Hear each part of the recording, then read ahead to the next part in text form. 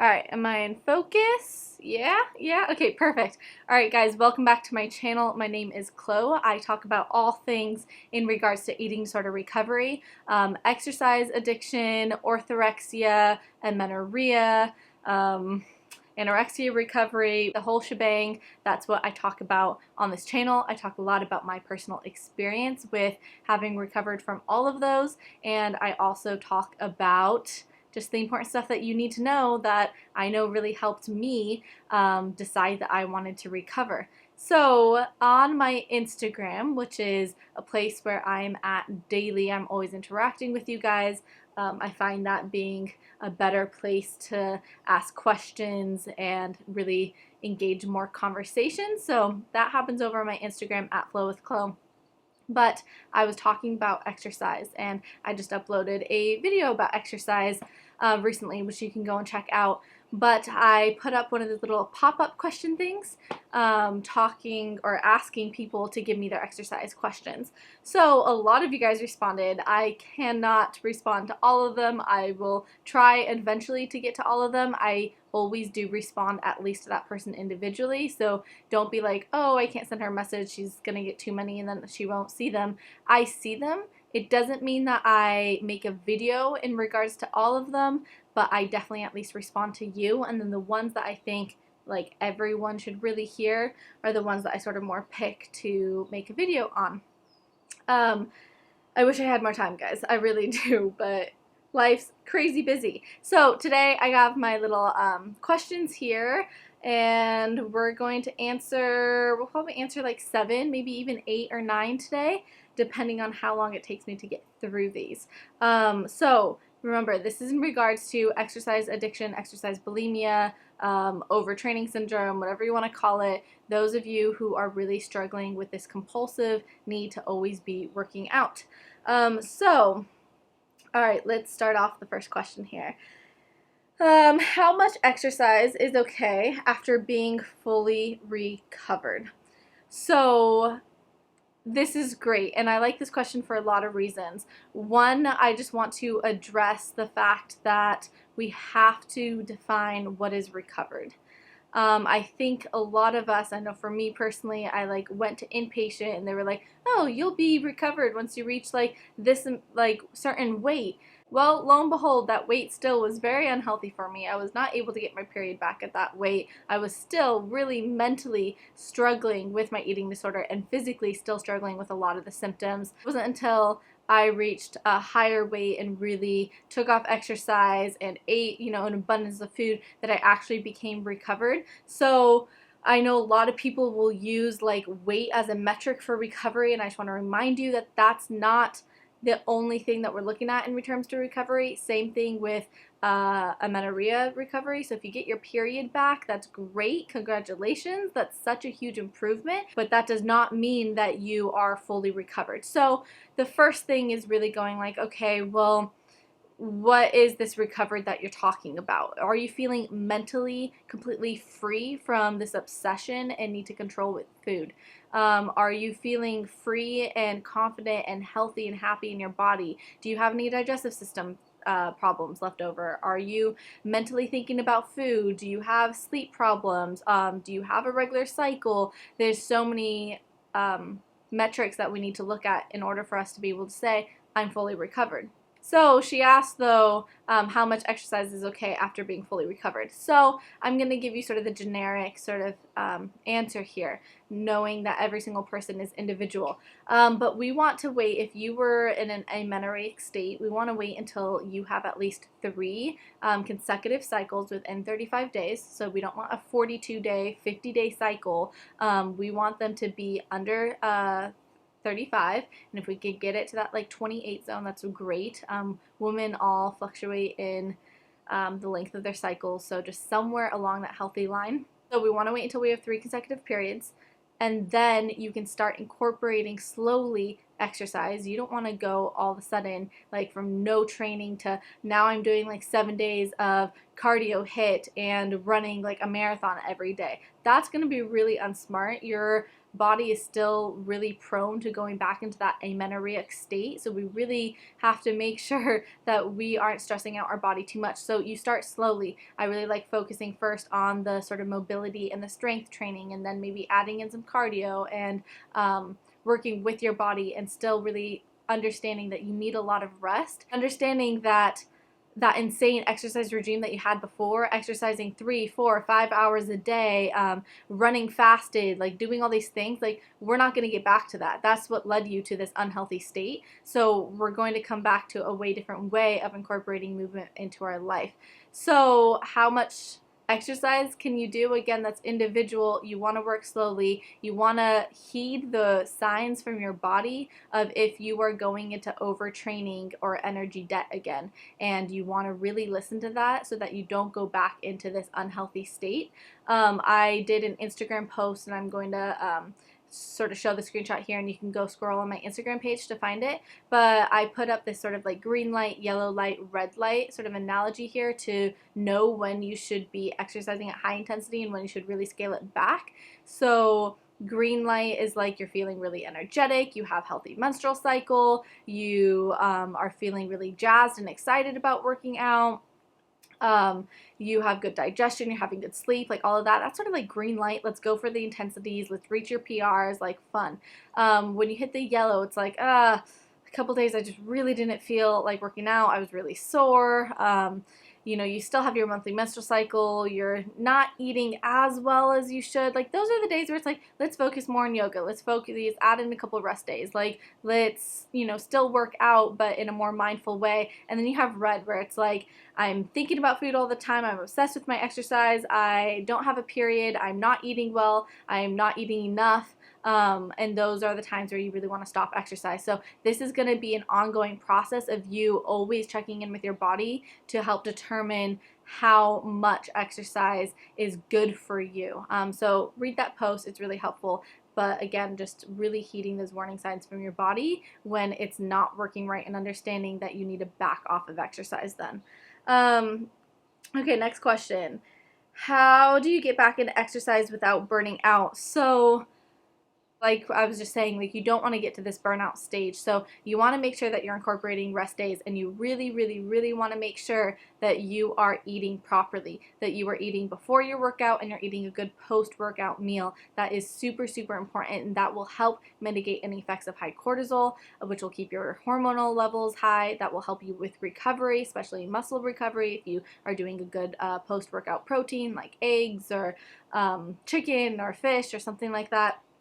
So include rest days, continue to eat well, listen to your body, don't push yourself into that burnout zone. You know, it's like rest is a critical component of a healthy workout regimen. You need that rest. So really, again, being mindful of your body here. What is an acceptable amount of movement in recovery, frequency and duration? So for those who are dealing with exercise addiction, I always say I think it is crucially important to take off exercise for a time. Like, I can't even tell you how immensely beneficial that was to me and to so many of my clients, to really disassociate their sense of value or their sense of self-worth, to really disassociate food amounts with exercise and all of that. Like, it is so important to completely take it off for a time. I think especially if you're in amenorrhea, that it is very important to take it out and to really focus on restoring your body and getting your period back. Now, acceptable amount of movement, every single person is different, but generally walking. Let's walk more. Now, let's not become the world's best dog walker and like all of a sudden take like 12, 15 walks a day up these like ginormous cliffs where your heart is like beating and you're out of breath. That's not smart. I'm talking about a nice beach walk, which is nice and flat. I say an hour tops. If you can get to like 40 minutes, that's great. Or maybe 20 minutes in the morning, 20 minutes at night. So that's okay. You still want to move your body. It's okay for you to move. I don't want you to fear that, but we really are trying to lower the cortisol. So anytime you get your heart rate going and stuff like that, you're upping your cortisol. So we want to stay away from anything that does that. We want to really work on neurally rewiring this like compulsion to move. So we want to be mindful of that. Walking, stretching is great. Yoga, I know a lot of people say do yoga. I honestly am going to put a little asterisk there. For some people, I guess yoga can be great, and I think, you know, I love yoga. I taught yoga for many years. Yoga is really beneficial in helping us connect to our body. I know for me personally, I'm just going to raise my hand here. I know for me, if I was going to continue to do yoga during my recovery, I would have done the most intense, like, chaturanga based yoga classes, and it wouldn't be very restorative, and it wouldn't have helped me fully neurally rewire. So for me, I had to take yoga off for a time. For you, that may not be your experience with yoga, and you might be able to do a really nice yin yoga class, and I think that is great. Please do it. It is so beneficial. I love the mind-body connection that you get. I love the restorativeness of a yin yoga class, so that is definitely something that I would recommend. But again, if you know yourself and you know you're gonna go a little crazy, then maybe let's take it out for a time until we can come back at it in a healthier mindset. Let's see, she said frequency and duration. Yeah, so I think it's important to understand that while movement is healthy, you don't have to move every single day, especially during this time of recovery. It's okay if you have days where you're really just, you're chilling, okay? This is so important to learn, the art of chill, the art of just taking a nice bubble bath, working, or laying down on your bed, reading a book, sitting outside in the shade. Like, it's really important to learn how to do that. So you don't need to move every single day. Be mindful of your body. If you really need help in understanding what would be a good frequency and duration of exercise for you, that's when working with a coach is really helpful. I can give you some outside perspective here, and I can give you my opinions on, I think this is really disordered and you shouldn't be doing it this much. You're stressing out your body too much. Or I can be like, yeah, okay, this seems healthy. This seems good. Let's do it 3 times a week. This is all going to be just very, very individual. So what should you do if you can't avoid exercise but are in amenorrhea or eating disorder recovery? So my question to you would be, why can't you avoid exercise? Are you an athlete? Are you just refusing to not prioritize your recovery and still continue to exercise? No judgment there. I did that many times.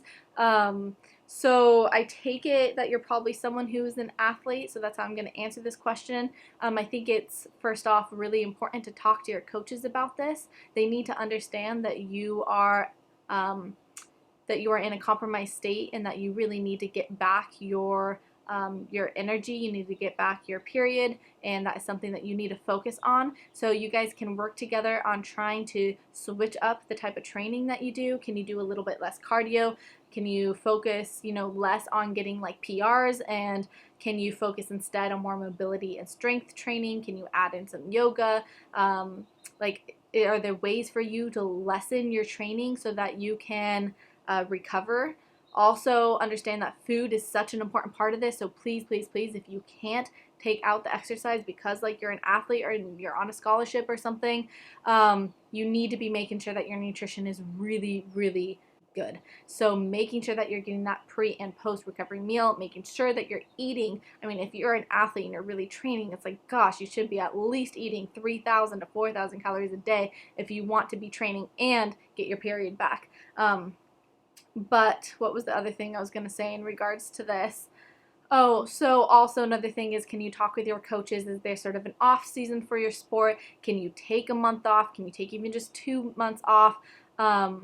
And then also, I think it's really important to know that you being an athlete and being in an energy debt and not having your period is a huge detriment to your progress as an athlete. So if you're really serious about being the best, about really attacking your goals and becoming this great athlete, you really do want to prioritize your recovery, because you will bonk. You will run into stress fractures. You're going to run into pulled muscles. You're going to run into just a lack of energy. You're not as strong when you don't have the proper hormonal levels in your body. So it's so important to get your body back to this strong place when it's in energy balance in order for you to really start improving. So your recovery should be top priority so that you can be a better athlete.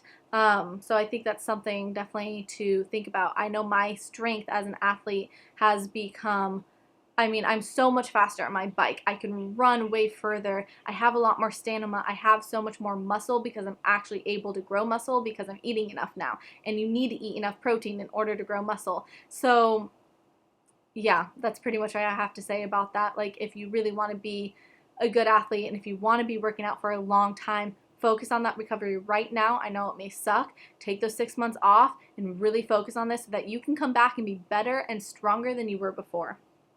Okay. Next question.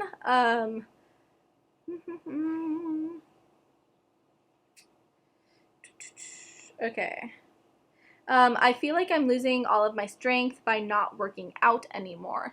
I understand that you feel like you're losing strength, but think about it this way. You in reality are gaining so much strength and power by going through recovery. And like I was just saying, you will be so much stronger once you're recovered.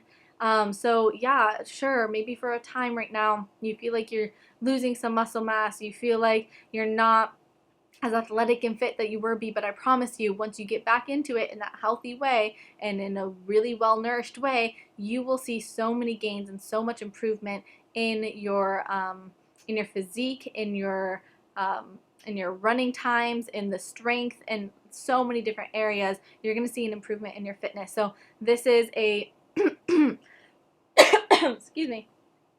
This is a short-term sacrifice to yield you a great result in regards to your athleticness and your fitness. Oh gosh, there's like 10 more that just popped up on here in the middle of doing this video. This is great. I love this, guys. Let's see. I'm so horribly anxious on any rest days. Feel like I need to work out 24/7 to stay strong. Oh, I really resonate with you, honey. It's really hard. It's really hard, and there's a lot of anxiety that comes with exercise addiction. Yeah, I remember days of just being so, like, even if a workout was cut like 5 minutes short, 5 minutes, and out of like an hour and a half workout, and if it was 5 minutes short, I would just be, I mean, I would feel it all day. I would feel like, oh, I missed it. I missed those 5 minutes. I'll try and make it up later on. Absolutely ridiculous. I would really recommend seeking help. This is going to be really hard to get over by yourself. And I'm not even saying reaching out to me. Like, there are so many different types of people that can help you out with this. So this is really hard to get over. I would say that for the majority of people, eating more tends to be a lot easier than exercising less. So we tend to be like, okay, this is good, I can eat more, it's all good, but oh my gosh, you're not touching my exercise. There is so much going on here. I really recommend reaching out for support and help to move through this. It's going to be really hard to do alone, I'm not going to lie. It really is. So working with someone that's going to help you stay committed to your goals, that's going to help give you good sustainable steps to move forward is going to be really important here. This is something I work with a lot of my clients because I dealt with exercise addiction for such a long time. So something that coaching is really good for is just giving you that insider's experience of like, this is, you know, this is what it's like, and I understand your fears, and let's move forward this way. I'm also able to call you out on a lot of your BS, which sounds awful, but if you're really determined to recover, this is really beneficial to be able to have someone be like, nope, I know what you're doing here, and that's not okay. Something that I can offer you right now is that it's super beneficial to start a breathing practice. Breathing really helps us get out of that sympathetic nervous system, which is that fight or flight, which tends to be the energy that we're in when we're anxious and we're stressed and we want to move and all that. That's that sympathetic nervous system. So if we can get you into your parasympathetic nervous system, which is the rest, the digest, the I'm thinking clearly, I'm digesting, which is the rest are digest, I'm thinking clearly, I'm relaxed, I'm at ease, that is going to be super beneficial. So commit to starting a breathing practice. There's so many amazing resources online. You just type into YouTube like breathing meditation. I still do this all the time. I actually did it this morning and last night. I love breathing meditations. You can do Headspace. There's a free trial, or I think it's like a couple bucks a month to get onto that app, and that is a really great app. Really like it. So I really recommend starting to implement these type of tools to help you deal with your anxiety. Again, this is something that we work on with coaching, or many therapists even will work on this with doing sort of techniques like this. So that can be really, really beneficial. Journal writing's beneficial. So many different things. For me to really be able to help, I'd have to know, what you're going through and what would be best for you. So hard to answer all these questions, guys, when it's like, so individualized. Every single person I work with, I like go about their recovery journey in such a radically different way from one person to the next, because you guys are struggling with similar things yet different, and you're at different places. And something that I used to just really be bothered by was that I felt like I would go and seek out help and they were just giving me this cookie cutter approach instead of really understanding like who I am and what I've struggled with. I'm like, that's not going to help me. Like, that's not what I'm struggling with here. I don't need to be doing this type of stuff. Like, I need support in this area. And it was really frustrating to me that I would just be like given this approach and be like, well, this is it. There is no this is it when it comes to recovery. It is so different for every single person. So you really need to find what works for you, for the situation that you're in and the experiences that you've had. So I have a client here in a couple minutes. I have to go, but I really appreciate you guys sending in these questions. I hope you like these type of videos. Can you please let me know in the comments below if you like these type of videos where I'm answering your guys' questions. Also, if you have questions regarding exercise, regarding recovery, regarding exercise addiction, can you please put them down in the comments below and I'll make another video. So this is how I'm going to be able to really help you guys and meet the needs that you guys have. So that's it for today. Yeah, I'll see you guys next time.